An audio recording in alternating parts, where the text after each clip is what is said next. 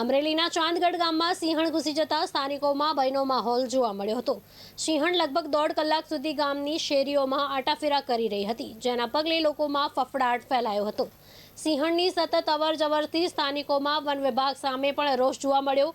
ઘટનાની જાણ થતાં જ વન વિભાગની ટીમે તાત્કાલિક કામગીરી હાથ ધરી સિંહણને પાંજરે પૂરવામાં સફળતા મેળવી। સિંહણ પાંજરે પૂરાઈ જતા સ્થાનિકોએ પણ રાહતનો શ્વાસ લીધો હતો।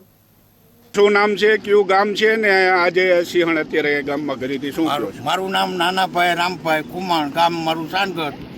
6 વાગ્યે અહીંયા સિંહણ દાખલ ગામમાં થઈ હતી, કોઈ જાનહાની થઈ નથી અને ભેડી રીતે વેચ્યું એનું શું છે। મારી ડેલી હુંથી આવી ત્યાંથી પાછી વળી ત્યાં ભતાભાઈ અસલમ ને 2 ગામને રક્ષા કરી છે।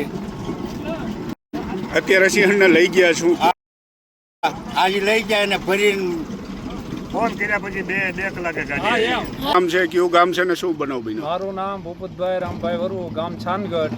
અહીંયા સવારે વહેલી 6 વાગ્યે સિંહણ ગામમાં આવી અને એ કોઈ બીમાર હોય કે પછી એ હડકાયો હોય એ ખબર નથી, પણ એણે 2 દી પહેલાં એનો ટેકર એક સૂચ્યો છે અમારા ગામનો। 2 ટેકરો અમારા ગામના છે અહીંયા હાજર હતા, પણ અધિકારીઓ ફોરેસ્ટર એ બધાય 1.5 કલાક મોડા આવ્યા છે, ટાઈમે પૂગ્યા નથી।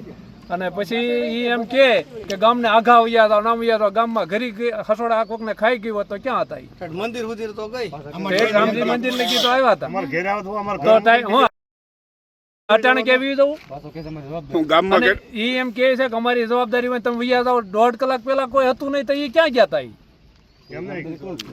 એટલે આને છે ને ક્યાંય પણ આ સ્થળાંતર કરાવે અને અમારા ગામમાં કોઈને ખેતર પાદર જવાતું નથી, રાતનું નીકળાતું નથી।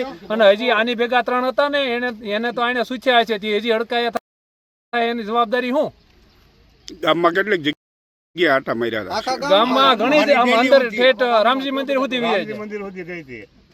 એટલે આની પરિસ્થિતિ અમારે કોઈ ખેતર સીમમાં જવાતું નથી, કોઈને હાથી હકાતા નથી, તો ગામ ખેડૂને જવું કે ન જવું?